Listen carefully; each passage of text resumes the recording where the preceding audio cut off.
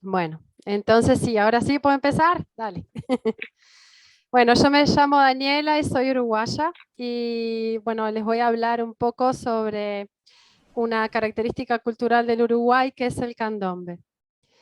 El candombe es una expresión musical y religiosa afro-uruguaya que forma parte de la identidad nacional y fue declarado Patrimonio Inmaterial de la Humanidad en 2009 por la UNESCO. El candombe es y fue música, danza, y es una expresión cultural y religiosa muy importante y significativa del colectivo afro-uruguayo.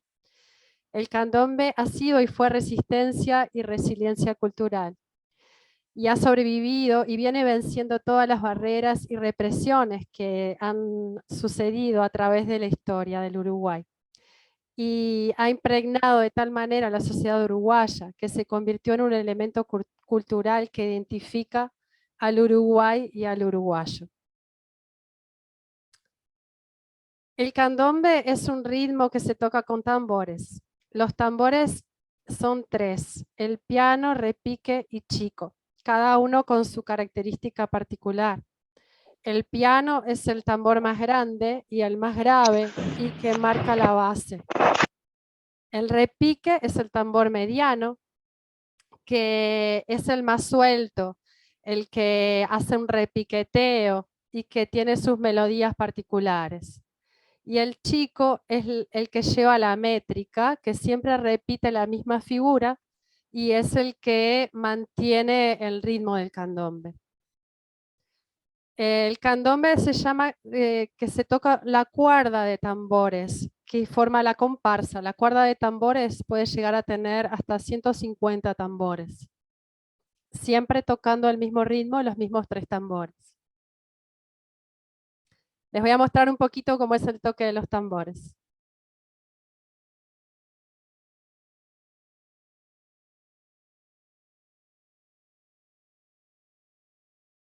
Não está compartilhando o som.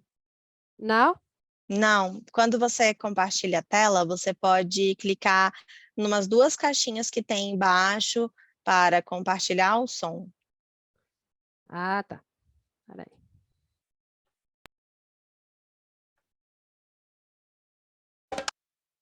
Agora, Agora sim.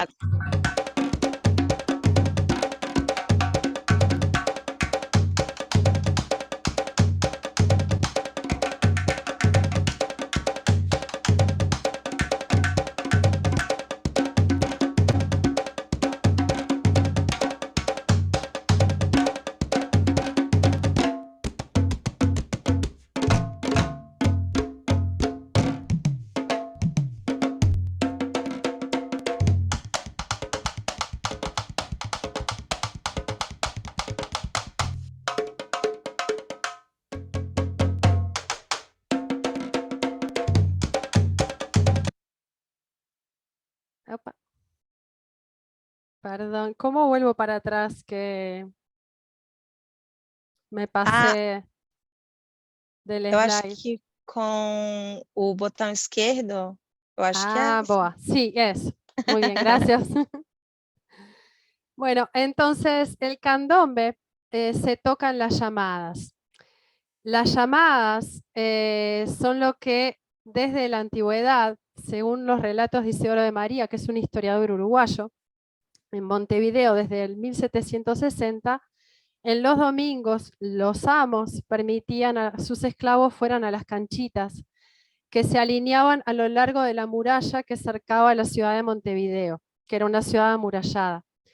En esos pequeños espacios de tierra apisonada se reunían todos los africanos de acuerdo a su nación. Cada grupo iba llamando a sus compañeros con el llamado del tambor, los que salían de sus casas y se reunían con quienes los llamaban desde la calle o desde la canchita. Las antiguas llamadas afro-uruguayas tenían por finalidad citar a los tamborileros que no habían ido con puntualidad a la sala, para luego de la ceremonia visitar a las autoridades nacionales. En África todavía permanece esa misma tradición con el mismo sentido convocatorio, de llamar a los otros a través del tambor, para la fiesta o para el ritual o lo que sea. En las llamadas están los personajes típicos que son desde la colonia los mismos, que son el escobero, la mama vieja y el gramillero, los más característicos. El escobero, que antiguamente se llamaba el bastonero, era de primordial importancia en las primeras épocas de las comparsas. Era quien las dirigía, las animaba con movimientos de bastón y con malabares y daba inicio y finalización al candombe. Si él hacía un buen trabajo, significaba buenos augurios para la comparsa, ya que con sus pases mágicos aleja los malos presagios. El escobero también abre los caminos con su escobilla para que la comparsa tenga un buen desempeño. La mama vieja. La mama vieja es la sabiduría, la bondad, es la ancianidad que es tan reverenciada por los pueblos africanos y originarios. Es madre, es abuela, sabia y dulce, es la reina de la comparsa y de alguna manera también representa a la reina de la sola nación o la nación africana de la que provenía. En el pasado ella era la ama de leche, la lavandera, pastelera, costurera y los 1000 oficios que desempeñaba. Cada pueblo trajo su bagaje cultural y si bien no trajeron libros o elementos materiales, sí lo transmitieron a través del ejemplo y la tradición oral. Y bueno, es una tradición muy diferente a la cultura europea que también es muy representativa en el Uruguay. El gramillero en particular a mí me gusta mucho, es un personaje que es muy característico de las llamadas y es el sucesor del rey de la sala de la nación, es el yuyero, brujo, el curandero, y es este particular personaje del candombe. Es el símbolo de la vida tribal y el gramillero tiene una forma particular de moverse, que es como un temblequeo, que muchas veces representa el trance. Él es el guardián de la sabiduría africana, el que trae los remedios por medio de los yuyos, las hierbas o gramillas, de ahí el nombre gramillero. Y bueno, lleva en la mano una valijita que dice que lleva los yuyos, que aparecen, ahí se pueden ver en la foto, a los yuyos saliendo de la valija. Y en la valija a veces dice doctor o brujo. Y bueno, tiene su barba blanca, su bastón, que lo usa a modo de callado, y representa también la ancestralidad y la ancianidad y el respeto que se tiene por el anciano. El desfile de llamadas se realiza todos los años en el barrio Sur y Palermo de Montevideo, es en la primera semana de febrero. Las comparsas son formadas por 150 integrantes, en la mayoría son tamborileros, algunos portamedialunas y estrellas, escoberos, en general 1 o 2 mamaviejas, 1 o 2 gramilleros, estandartes, escoberos, una vedette, que las vedettes en realidad son la incorporación más moderna y que es una copia del Carnaval de Brasil, que no es originario del Uruguay, la vedette. Y bueno, y bailarines. Los tamborileros caminan con un paso corto, muy característico, que se inspira en la forma en que caminaban los esclavos, porque iban engrilletados con cadenas de los pies. Entonces su caminar era un caminar de pasos cortos y cadenciosos. Y hasta el día de hoy se mantiene, los tambores van andando por la calle y tocando y con ese mismo ritmo. Y bueno, el desfile de llamadas es una de las expresiones más importantes culturales del Uruguay. Es una gran fiesta que reúne muchísimas personas y inclusive muchos turistas que participan también de esa fiesta.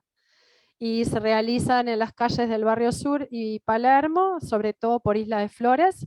Se arman palcos a los costados de la calle y también en los conventillos, que los conventillos eran los antiguos apartamentos donde vivían varias familias, hoy en día viven familias, pero las azoteas se pueden alquilar para poder ver el desfile desde las azoteas. Y bueno, les pongo entonces un poquito del desfile de llamadas para terminar.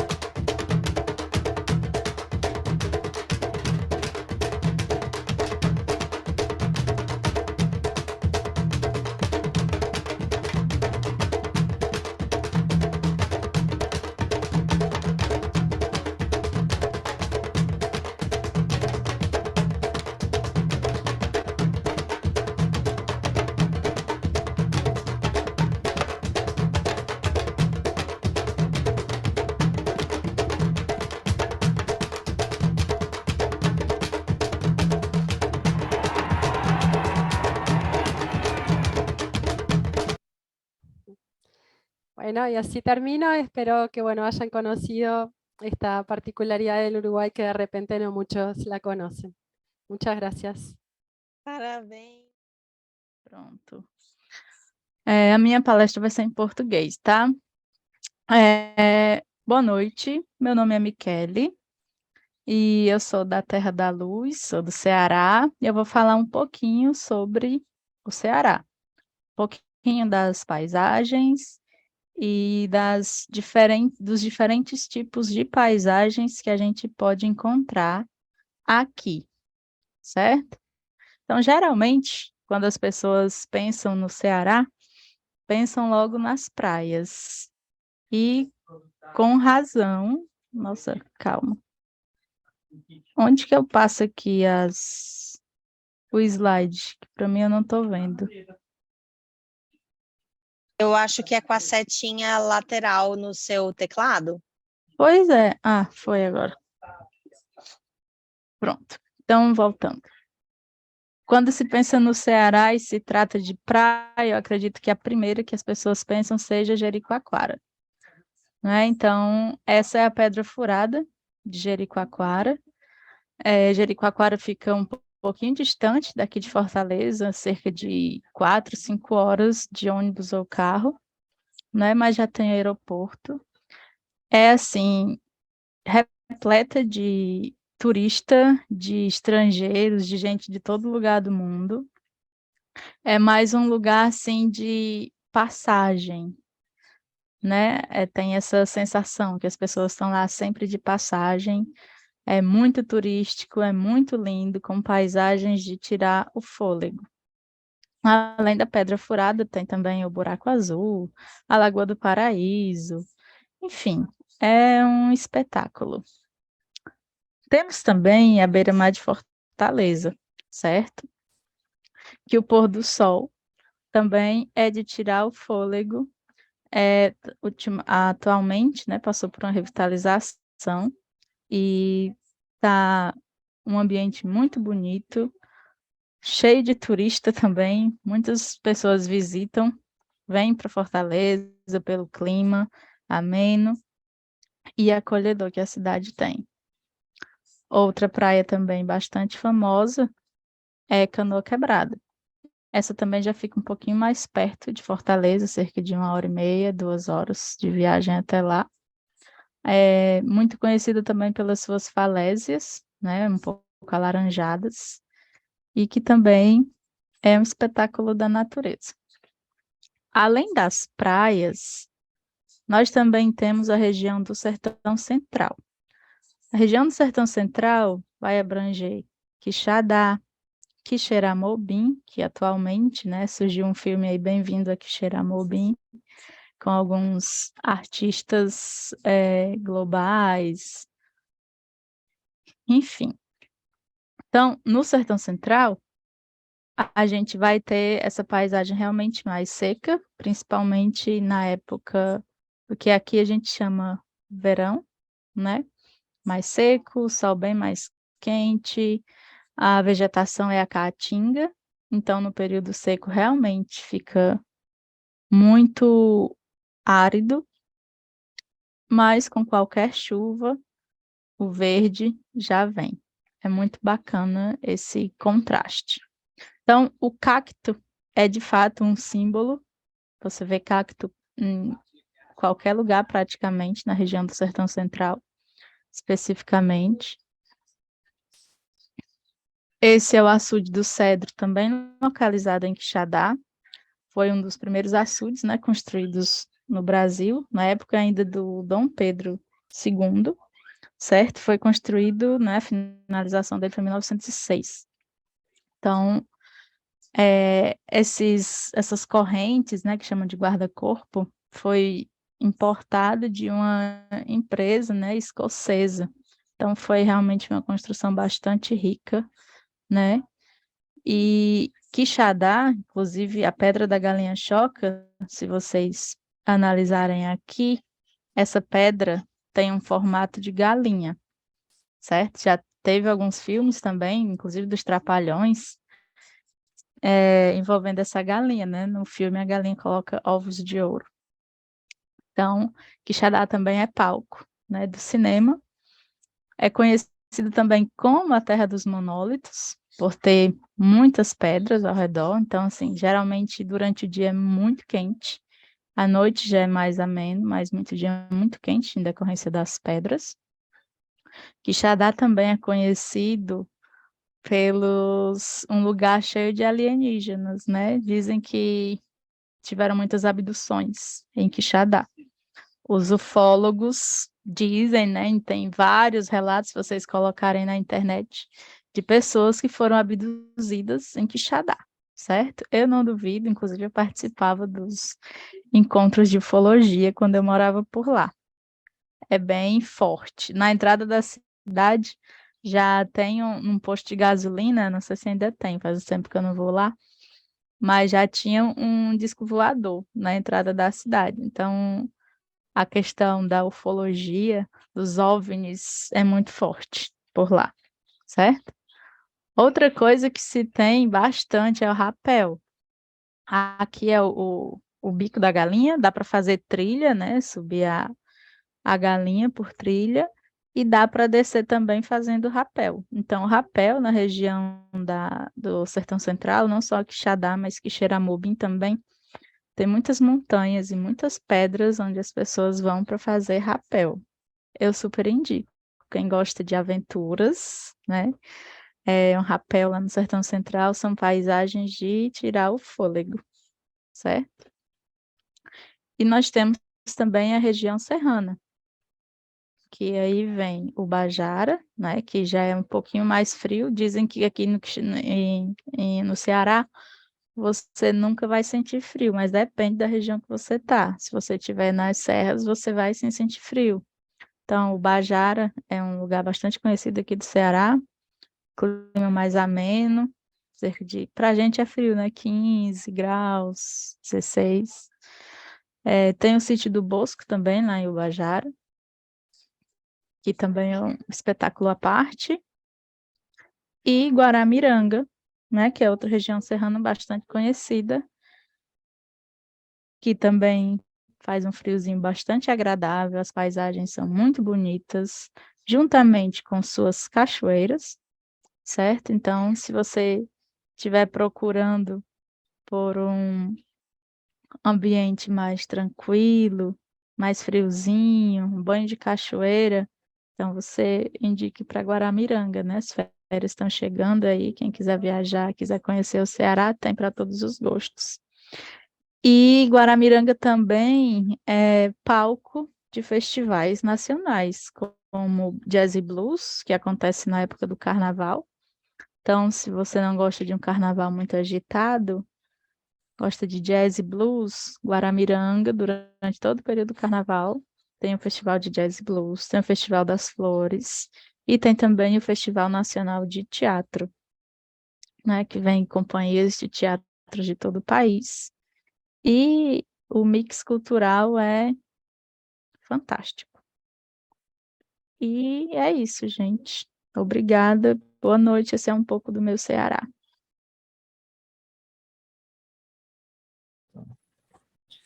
Okay, guys. Good evening for all of you. My name is Thiago Castillo, and tonight I'm going to present you a very interesting subject, which is the Wim Hof method. So this is an interesting icon here. I'm going to explain it further, which is, so what is the Wim Hof method? Well, the Wim Hof method is a breathing method developed by Wim Hof, a Dutch extreme athlete and motivational speaker. So Wim Hof is this guy here, yeah, full of ice, as you can see. The method combines breathing, cold therapy, and commitment to help you connect more deeply to your body, and is proven to improve health and well-being. Well, this method is like an initiation to meditation, and it helps to connect to yourself in the sense of, in this process of meditation and breathing techniques. You start to develop some special skills, yes, as Wim Hof already did this path. So he's like teaching us how to do that. So who is Wim Hof? Let's talk a little bit about this interesting figure. Wim Hof is a Dutch extreme athlete, well known for extraordinary feats of endurance, such as, well, he did many things. He ran a marathon, half a marathon above the Arctic Circle, wearing shorts. So he ran a marathon on the ice. He's known for swimming underneath ice caps. Yeah, so he has a record for that, 66 meters. He climbed some mountains like the Kilimanjaro, the Everest, and the K2 just wearing shorts. So imagine some people climb these mountains just with full of equipment, and he did that wearing nothing but shorts. He also ran a marathon in the desert without drinking any water at all. And he's also known for standing in containers covered in ice. So one of his records has more than 2 hours inside a big bucket of ice. So it's like the ice challenge. Another record he performed to study actually his skills was to inject himself with some endotoxins and bacteria in a scientific study to show to scientists and to prove that with his method, we can trigger the ability to heal ourselves. Wim Hof, at this first sight, he can look like an alien or a mutant or something, but it's not. He's a guy which really loves code and developed this method after having some kind of traumatic experiences. He lost his wife in a terrible accident, and so he was left with 4 children to raise, and he entered in a depressive state and started to develop his method. His method is not totally original. I have to say that he's based in some techniques like Tibetan techniques, where we have heard about monks that, for example, can stand on extreme cold temperatures. What Wim Hof did is bringing this to our Western society as in a more palatable way, so we can digest it better. We can kind of practice easily these methods. Yeah, so steps by step, it's really easy to practice. So the method has some pillars. Okay, so these pillars are breathing exercises, code exposure, and commitment. So the breathing exercises are important to help the body reach the stage where you start to achieve this physiological change, where you really can withstand and you can support the code, you can support difficult situations in terms of physiology.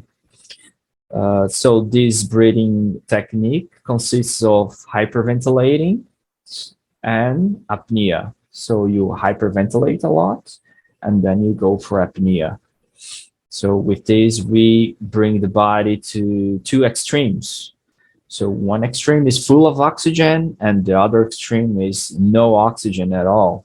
So with this practice, we stretch the limits of the body. And it's really interesting when you start to practice that. Usually some people don't pay attention to their breathing. Some people that have been through yoga, have been initiated in yoga, they have this practice of pranayamas, breathing techniques. And this Wim Hof method is really interesting too. It's like an initiation to cold exposure. Some people hate cold, but cold is wonderful. As Wim Hof says, cold is your warmest friend. Cold is your best teacher. Yeah, because as we know the story of the frog died in the hot water. Yes, being boiled, slowly being boiled. He didn't notice and he died. But cold, no. Cold triggers action inside of us. Yeah, so we have to face cold. The universe is a cold place. Yeah, so we have to learn how to manage cold.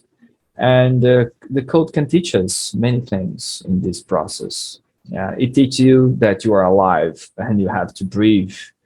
Yes. So we are made of fire. We are at 36 degrees. The universe is pretty cold, but we are burning at 36 degrees. So we do have fire inside of us. So this method is a way of learning how to ignite and strengthen this fire inside of each one of you.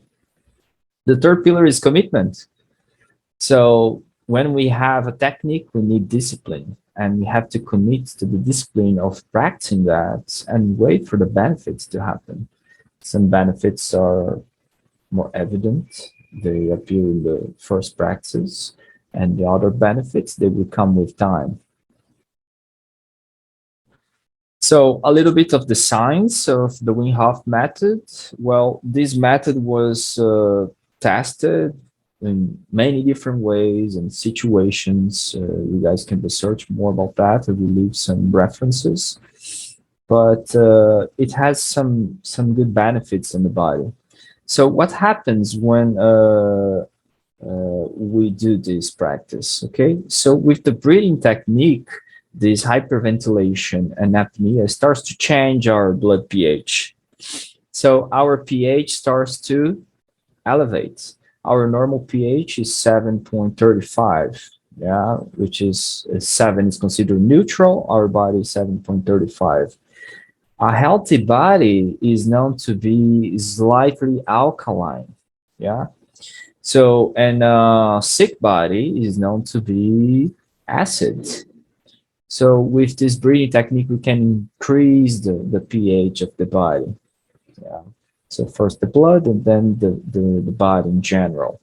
We have receptors in our skin, and these are acid receptors. So when the body becomes more alkaline, these receptors, these acid receptors, they close. And these acid receptors, they are tied with the pain receptors. So these pain receptors, they close also. So we feel no pain after that. So when we feel cold, we feel pain. Yeah. So if you have ever put your hand into the ice, it really hurts. Yeah. So with this technique, we stop this pain. Yeah. And so this process also triggers an anti-inflammatory process in the body. Yeah. And the cold therapy increases the burning of brown fat. Yeah. So if you are looking for something to burn fat, there you go. Why it burns fat? Because your body needs a source of energy to increase the temperature inside of you. Yes, so your body will burn fat. It's a good source of energy, and it's there for that. Yes, fat, it's like a portable battery. Okay, so you see that it's a combination, yeah, breathing technique, cold therapy, and commitment. So you advance in the technique. So the breathing technique, yeah, how do we do that? I'm gonna teach you how to do that. So the first step is hyperventilating. Yeah. So you take a strong inhalation through the nose. And you inhale close to 100% of your capacity. Use your chest, use your abdomen, and inhale 100% of it. And then you'll have to let go. Let go the air to your mouth quickly, but you have to exhale just part of the air, around 70%, we say, okay? This number is not exact, but you are going to leave some air in the lungs. So you inhale strongly, and you exhale relaxed.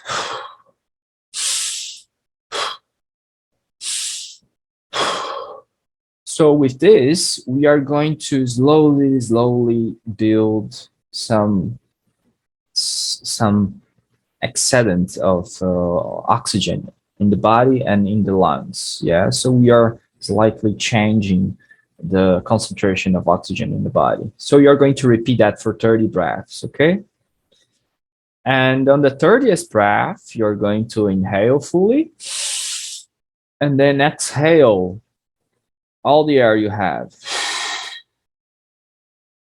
and hold in apnea as long as you can. You have to hold the air in total apnea. You have to concentrate and enjoy the silence of your body, okay? Concentrate on your heart.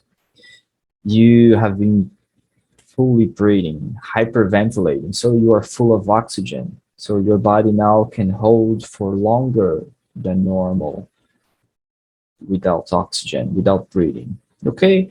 You can set a clock for 30 seconds, 1 minute, 1.5 minutes, okay? Try to stretch your limits. So when you feel your body really needs to take a breath, inhale fully and hold it for 15 seconds. And after that, you will feel a buzzing in your mind, in your head, and then you release the air. Okay, so this is 1 round. For the method, we are going to do 3 rounds of that. Again, 30 breaths, power breaths. And after that, release the air and hold the apnea. After the apnea, you inhale, recovering 15 seconds, let it go. Okay, this practice will take you 10 minutes, not longer than that, maybe 5 if you're fast. And you can enjoy after this technique, you can enjoy it's a terrific silence that kind of erases everything that's in your mind. Now we go to the other pillar, which is cold exposure. So we can do cold exposure by 2 ways. Okay, cold showers and ice baths. They are the most clear ways to do that.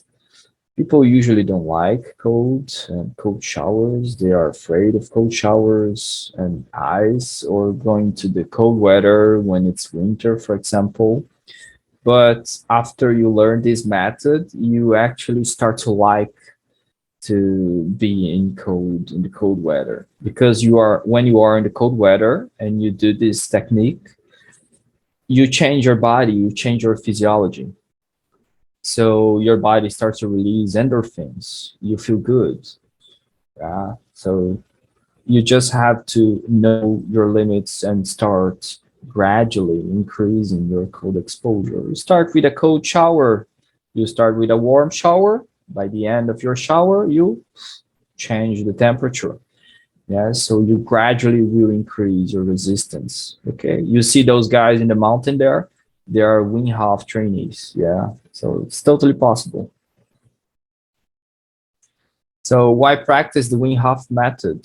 So I have some benefits here, really summarized. So to improve your health. Yeah, some people, they catch just some wind, a cold wind, and they get sick.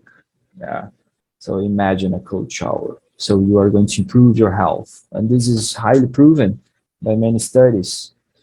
You can build and strengthen the immune system with that. Yeah, you start to become really, really, really resistant. You develop a greater tolerance to cold and warm. So sometimes people, they feel cold for nothing. It's not really cold, actually. Yeah. And you build a tolerance for warm too. So the thing is that we change the capacity of the skin to hold temperature. The skin becomes an isolant. Yeah, as a thermal isolant, like animals. Animals do that. Yes, we as humans, we are the only ones to wear clothes. Yeah, so something is going wrong with us. Yeah, so we are not using properly our equipment, yes, our body. Reduce the inflammation. The Wim Hof method is proven to reduce inflammation in the body, all over the body. Yes. So disease is an inflammation problem. And even aging is an inflammation problem. So this method helps you to reduce that. It reduces stress. If you do one session of it, you will feel how relaxed you feel. So it's a wonderful sensation. It balances hormones. So it triggers something called homeostasis, yes, which is a balance of pH and all your vital functions. So you don't feel the effects of external elements, and you start to become more centered. It elevates your mood. It's really good.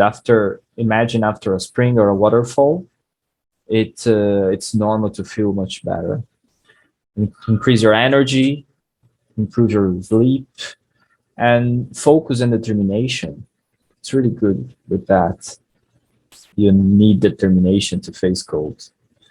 So faster recovery, it's also reported in these studies with the Wim Hof method. And creativity, you feel space in your mind after becoming a practitioner. So to finish that, this is a challenge for you guys. This is a challenge that was actually released in the quarantine days, because it was a method to fight COVID. Yes, I wish more people could know that in the COVID time. So you can start, yes, slowly. Day 1, day 2, yes, the second practice. And you will increase gradually your resistance. Okay, guys, I hope I shared a good knowledge with you. Thank you very much.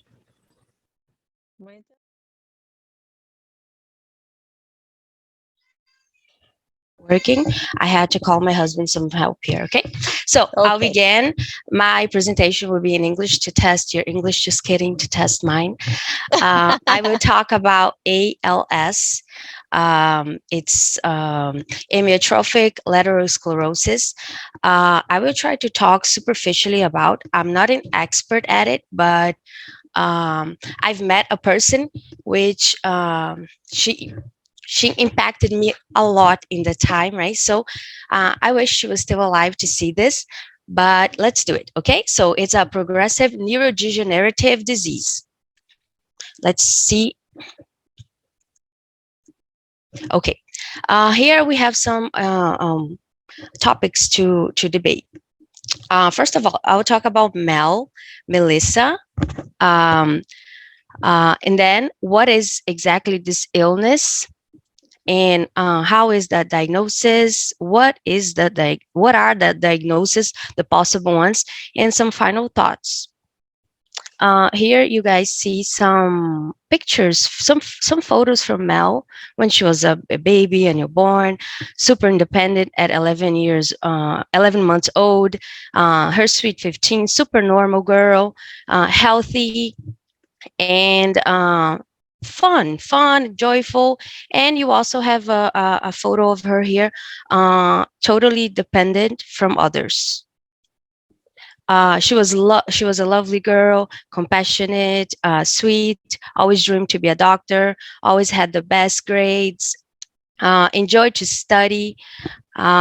She was a helper at her family business. They had like a buffet business, and she started to attend cram school for the vestibular exam, which is super competitive here in Brazil. And eventually, throughout these studies, she got accepted to doctor school, to course medicine course. So this ALS, what is it? Amyotrophic lateral sclerosis. It's a nervous system disease that attacks your nerve cells called neurons. They are in your brain, in your spinal cord. Okay, and these neuron cells, they usually transmit messages from your brain and your spinal cord throughout your body. Okay, and usually in practice, from what I was reading here, the patients that suffer from this disease, this illness, they have their neurons attacked, and these neurons become wasted or die. And after this causes a blocking messages from being sent to your body muscles. So your muscles, the muscles from your body, they don't receive messages from these nerve cells. About 90% of the cases, they are sporadic cases.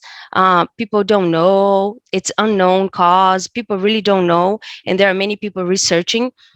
And the other 10%, it runs in family. You have one or two occurrences. This disease, it usually shows up at an age between 40 to 70 years old, and it's more common, 20% more common in men. Okay, and the symptoms beginning: muscles that control our speech, our swallowing, hands, arms, legs, and they say that the patients, they experience super different symptoms. There are some other symptoms here, like tripping, dropping things, abnormal fatigue in your arms, legs, hands, muscle cramps, slurred speech. Okay, but the muscles from your eye and bladder, they don't get affected.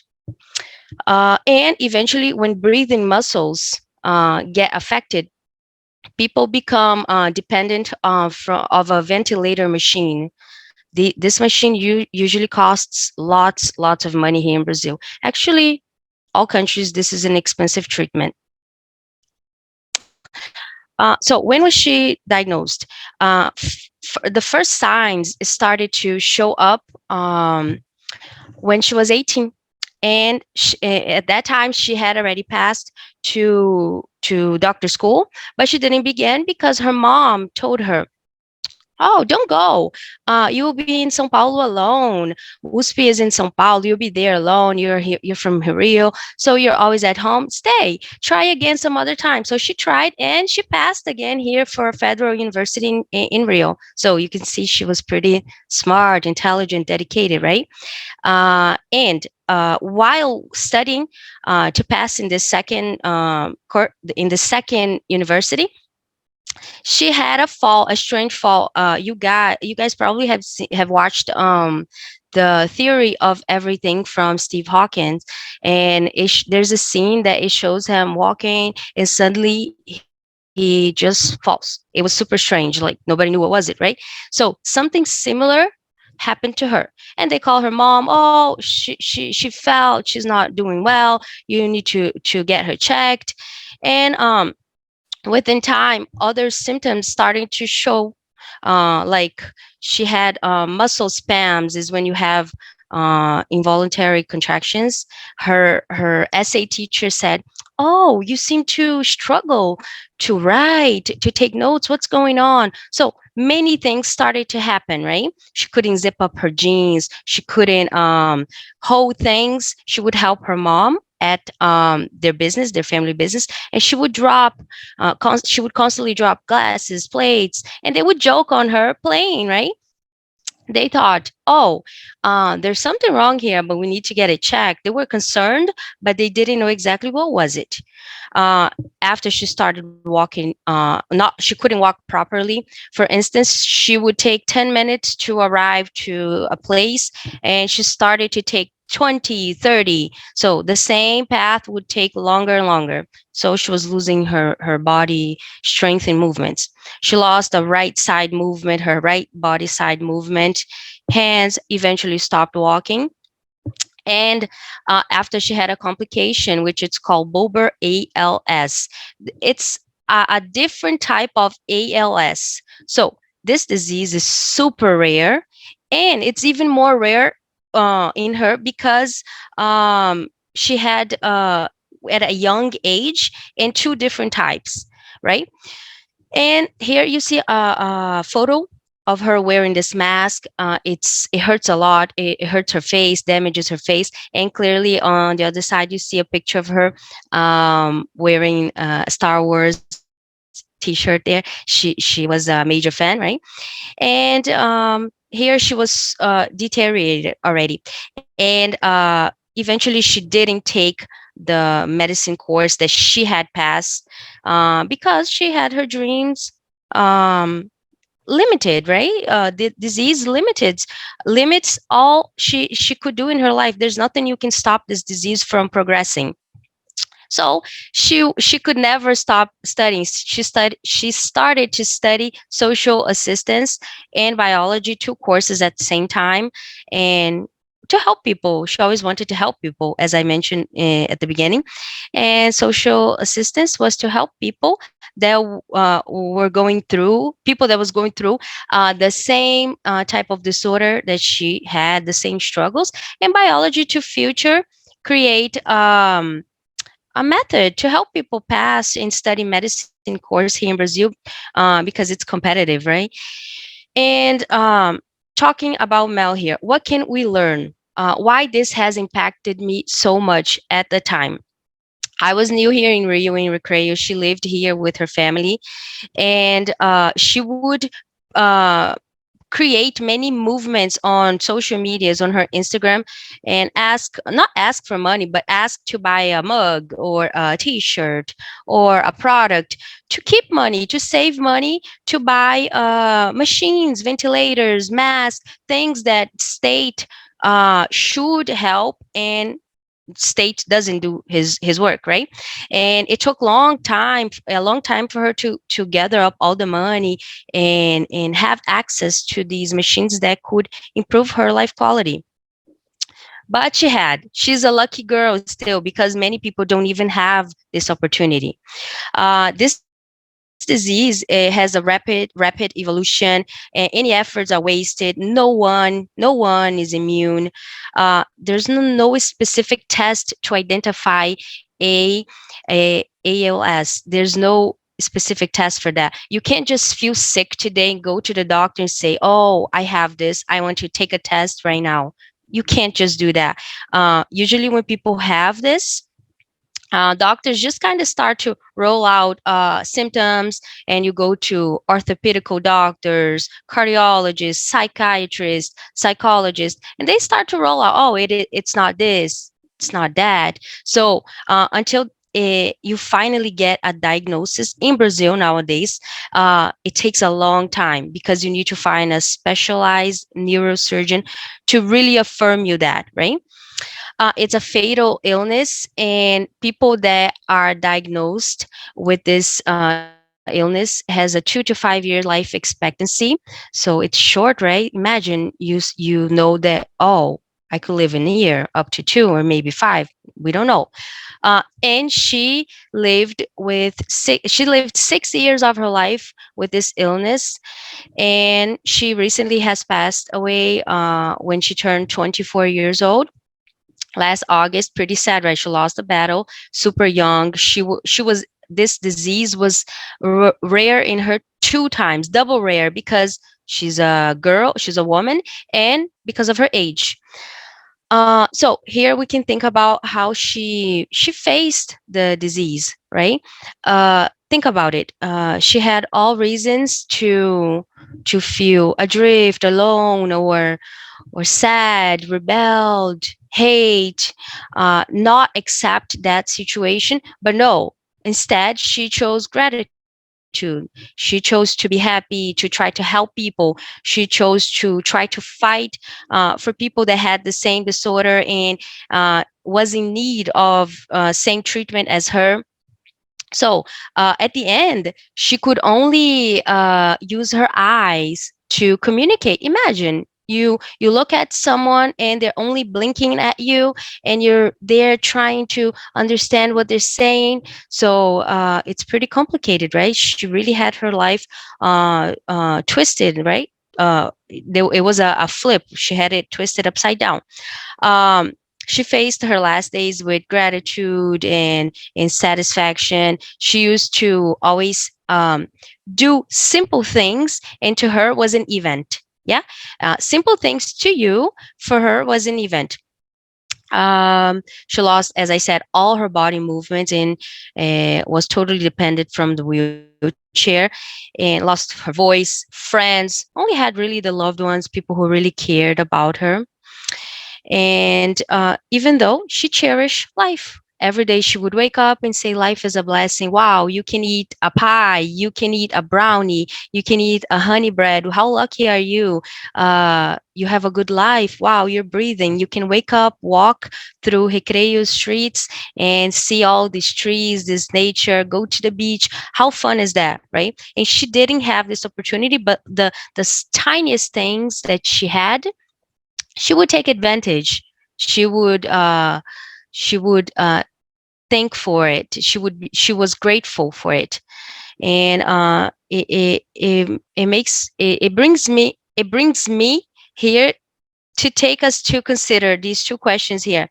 If we cherish simple things in life, if we are grateful for small things, um, if really what you complained about today, was it really worth it, or what you're planning on complaining about, if it's really worth it, right? Sometimes that was my motivation. Such inspiring story. She motivated many people, and she was in need of help, going through many struggles, and she was participating in social programs, social actions, to help people have their wheelchair, to help people get treatment. So how nice is that? You really need to be a prone person, pure, to embrace this when you are inside of the situation. And here we have some pictures, happy pictures. And well, first of all, we have Toby. This system here, it's pretty similar to the one that Steve Hawkins used. It grabs the movements from your eyes and transmit messages that you would like to say or type. She used this to study her courses, to talk to people on Instagram, to talk to doctors, etc. Then you have a picture of her last birthday, super happy, super grateful for being alive. One more day, one more day. And then you have some professional pictures, which was also a dream. She always wanted to have professional pictures taken, and someone volunteered to do this. This Anita, she's also a friend, a good friend, and she she offered her, Mel, I can take you to a park and take beautiful pictures. But Mel was totally dependent from these ventilators. This mask was what was keeping her alive. Without the mask, no life for her, right? And at this day, the battery failed, and they had some trouble, and her mom was super afraid. Many things happened here, but she had another dream conquered there. And happy pictures here of her going out in Rio, to visiting touristic points, places that I can go, people that live here can go randomly. It's a small event. It's not an event, right? It's just a simple thing. And for her, was an event. Imagine the logistics to do this, to make this happen, to take her to the place, to bring her until that place, to take photos, let her keep that as a memory. So I thought it was nice to bring this. I wish I had known Raquel or the GdA team to present this before, right? It was a couple months ago. She would really love this. She loved when people did things that reminded people that ASL exists, and people don't talk about it. Maybe it's because in Brazil we don't have much support, so people don't talk about it. Because if you don't have much support, there aren't doctors, enough doctors to search, to do a research on it, right? And hopefully in the future, when you see another person, another patient suffering, and you see this patient trying to sell a mug or a t-shirt or any product to keep money, to save money to buy their machines, you help, you do something, and you help. Because if we wait on state here, things aren't happening. And last but not least, before she passed away, she wrote a book. She wrote a book, and she found someone to fund her book, and they would have they were going to publish this year, but she passed away. So next year, this book is coming out. Hopefully we see it, right? And you guys think about it. Oh, I know her story. Somebody talked to me about her story. So yeah, this is it. Thank you very much. I apologize for the beginning. I was trying to share full screen here. I couldn't, so I called my husband. He came here. He's like, oh, this is it, Roberto, and got it. So thank you so much. Tá. Buenas noches, mi nombre es Joana, soy venezolana y escogí hablar sobre la gastronomía venezolana porque una de las típicas preguntas que me hacen aquí en Río Grande del Sur, donde vivo, es ¿qué es lo que más extraño de mi tierra? Y una de las cosas que más extraño, aparte del clima, porque soy caribeña, tenemos un clima bastante caliente allá con temperaturas superiores a 25 grados todo el año. Una de las cosas que más extraño aparte del clima es nuestra comida, porque aquí, tan lejos, en la parte sur de Brasil, no se conseguía nuestra harina típica para hacer nuestras principales comiditas, como lo son las arepas, las hallacas y las cachapas. Ya que sean en las arepas, cachapas o en las hallacas, el grano del maíz combinado con otros ingredientes se hace presente de una manera magistral en los ricos y tradicionales platos venezolanos. Entonces, por eso que escogí hablar sobre las arepas, las hallacas y las cachapas, que son las reinas favoritas de nuestra gastronomía. Aunque al igual que otros platos típicos como por ejemplo tequeños, empanadas, pan de jamón, pabellón, que se elaboran también a base de maíz, que es el protagonista de nuestra gastronomía, el maíz. Entonces, por ejemplo, las arepas. El color de nuestras arepas va a depender del color del grano del maíz y también de la forma en que combinamos la preparación con otro tipo de alimentos, como por ejemplo zanahorias, remolachas y brócolis, entre otros. Pero como en Venezuela específicamente no tenemos tanta variedad de maíz, sobre todo en Venezuela conseguimos mazorca de maíz amarillo, otras con una tonalidad anaranjada y otra un poco más blanca. En el caso de México, por ejemplo, y Ecuador, que allá sí se encuentran más variedades de maíz, de otros colores, de maíz de colores morados, rojos, un tono más azulado. En Venezuela no conseguimos esa variedad, entonces para nosotros tener arepas más coloridas, como en el caso de los mexicanos, nosotros las combinamos con zanahoria, por ejemplo. Si preparamos arepa, si mezclamos la harina con zanahoria rallada, vamos a conseguir hacer unas arepas más anaranjadas. Si mezclamos la harina de maíz con remolacha, vamos a conseguir preparar unas arepas con tonos más rojos. Y si mezclamos nuestra harina con brócoli, vamos a conseguir preparar nuestras arepitas de un color más verde. Todas esas combinaciones de diferentes alimentos va a hacer que además de ser llamativas y atractivas, ellas van a ser más nutritivas. Ahora, ¿por qué son favoritas las arepas? Porque el desayuno típico de un venezolano es comer arepas bien temprano en la mañana.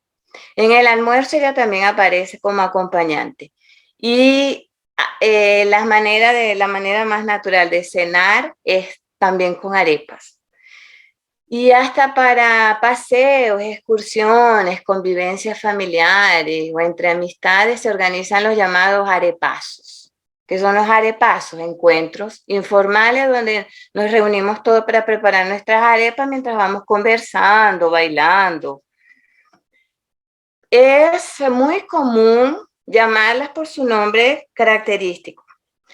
En cualquier parte de Venezuela tú vas a encontrar las areperas. Las areperas son un tipo de cafetín o de restaurante que se dedican solo a la venta de arepas. Y ellas tienen su nomenclatura, que viene basada en el vocablo de la asociación con el artefacto o el aparato primitivo que se llama aripo, ¿verdad? Que se usaba antiguamente en la época de la colonia para su elaboración de manera más artesanal. Entonces, con el tiempo ellas fueron adquiriendo esos nombres callejeros, pues que uno les llama. Por ejemplo, la dominó, la arepa dominó, que es esta que vemos acá. Ella está rellena de caraotas y queso. ¿Por qué se le llama dominó? Por aquel juego típico del dominó, que es una pieza blanca con los puntitos negros. Entonces, por ese color de blanco y negro, le llamamos dominó, porque la arepa dominó, ella está rellena de caraotas negras con queso, y el queso es blanco. Entonces, ese contraste del color de la caraota negra con el queso blanco, por eso la llamamos dominó. Tenemos la llanera, se le llama llanera porque es una zona de Venezuela, los llanos centrales. Allí la arepa es rellena de carne esmechada. Tenemos también, por ejemplo, la de perico. La arepa de perico es rellena básicamente de huevos revueltos. Y otra que es muy común es la a caballo. Es una arepa simple, no tiene relleno, pero encima ella lleva un huevo frito.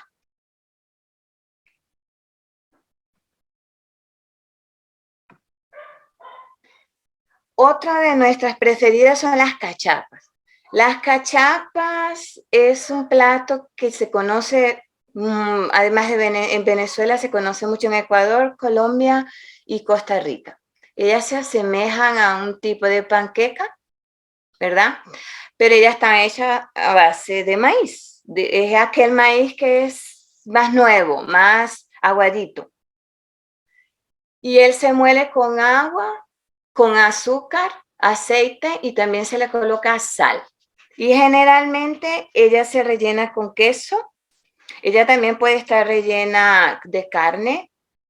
Esa carne puede ser de pollo, puede ser carne de res o de puerco. También se puede comer solamente con una pincelada de mantequilla y con queso de mano, que es un queso muy tradicional en Venezuela, queso de mano. Y el otro modo característico del venezolano, base en nuestra gastronomía, son las hallacas. Las hallacas tienen una particularidad, es que ellas son más tradicionales en la época decembrina, en la Navidad, para celebrar la Navidad. Entonces, la Navidad es la temporada perfecta de reunirse con la familia y entre todos, preparar la cena navideña. Entonces, uno de los platos para los cuales se reúnen las familias venezolanas para celebrarla es preparar las hallacas. Y se puede escribir de dos maneras, usando la L o la Y. Igual va a sonar de la misma manera, hallacas. ¿Pero qué son las hallacas? ¿Cómo se preparan? Eso va a depender de en qué región te encuentras en Venezuela, porque cada zona de Venezuela tiene una manera peculiar de ser preparada. Y estas ricura son una explosión del sabor al paladar. Se elaboran, por supuesto, a base de maíz, pero es aquel maíz más duro, ¿ok? Él también es molido. Y para diferenciarlo, las rellenamos con pollo, puede ser con res, cerdo también. Se le agrega aceituna, pasas, alcaparras, pimentón rojo o morrón, cebolla. Algunas recetas de hallacas se condimentan con honto, también conocido como achiote, o como se conoce en Venezuela, que es onoto. Y dependiendo de la receta, o sea, de la zona en la que te encuentres en Venezuela, se le puede agregar vino, especias de todo tipo. Y este platillo se envuelve en hojas de plátano y se cocina al vapor o puede ser cocinado también, como uno le llama, sancochado. Que sancochado tú lo colocas en una olla inmensa y lo pones a leña a sancocharse por varias horas hasta que ellas pueden flotar en el agua. Ahí ya sabemos que están prontas. Entonces, ¿te suena familiar las hallacas? ¿Ya has comido? ¿Has visto cómo se preparan? Podríamos decir que las hallacas son tamales, porque son tamales venezolanos, porque ellas mundialmente son más conocidas por la palabra tamales mexicanos. En México se les llama tamales, nosotros le llamamos hallacas. En Colombia también le llaman hallacas, ¿ok? Y a diferencia de México, México en cualquier época del año y en cualquier parte de la calle, tú puedes ver un puesto improvisado de ventas de tamales. En Venezuela no, las hallacas no se venden de esa manera, ellas son más especiales y son más características de esta época de diciembre para celebrar la Navidad. De acuerdo al portal El Rincón de la Abuela Venezolana, este ricura es un plato nacional de Venezuela. A pesar de esto, la hallaca también se consume en ciudades colombianas fronterizas a Venezuela, como Cúcuta y Barranquilla, y en estas ciudades se consume durante el año, no solo en Navidad.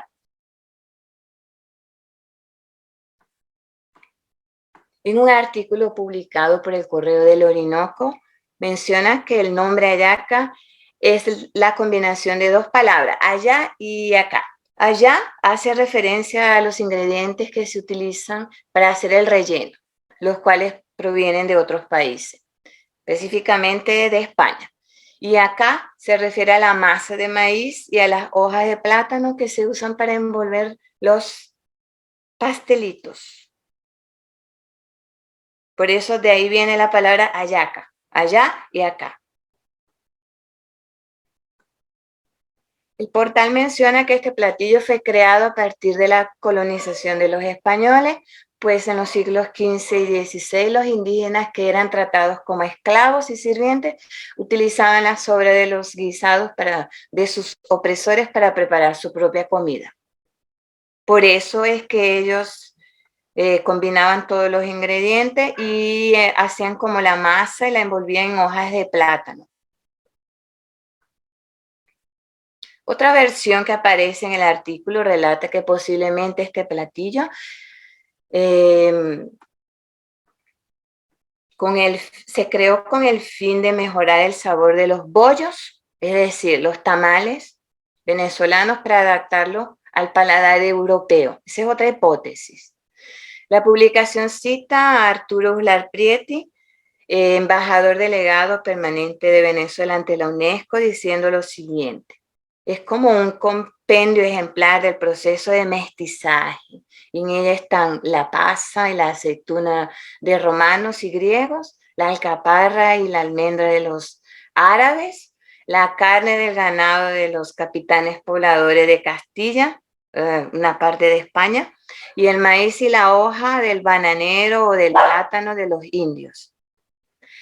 Ahora que ya sabes qué son las hallacas, falta conocer cómo se prepara. Para esto, te compartiría la siguiente receta que puedes preparar esta Navidad y disfrutar del proceso de elaboración en compañía de tus seres queridos. Pues como menciona Carmen Lucía Rivero, esta es una maestra culinaria venezolana muy popular para la revista de pedagogía, que es un hacer hallaca, es simplemente una oportunidad de juntarnos en familia y de llenar la casa grande de risas y cuentos con mis hermanas, sobrinas y sobrinos. Es realmente una excusa para reunirnos todos en familia. Entonces, no voy a explicar en detalle cómo se preparan las hallacas, porque eso en realidad depende mucho de la región en la que uno se encuentra. Están las hallacas andinas, por ejemplo, esta foto que les traje aquí, las hallacas andinas. Ella se prepara resumidamente de la siguiente manera: se hace el guiso puede tener diferentes tipos de carnes, como le mencioné, puerco, pollo, res, con harina pan, que es la harina característica con la que las preparamos. Se cocinan al vapor las hojas del bananero o del plátano, se hace la bolita con la masa y se rellena con este guiso aquí, se envuelve, se amarra y se cocina sancochada. Y aquí otra manera de prepararla, que es la maracucha. Esto, otra región de Venezuela, es más como ensamblar. Y ellos le colocan medio huevo cocido en la parte de arriba antes de envolverla y amarrarla y cocinarla para que cuando la persona vaya a comérsela, lo primero que se encuentre es huevo cocido. Entonces, cada región tiene una manera particular de prepararla y de hacerla típica de esa región. Y hay un eslogan que tiene todo venezolano: las mejores arepas, las mejores cachapas y las mejores hallacas son las de mi mamá. Muchas gracias. Ay, você queria mais?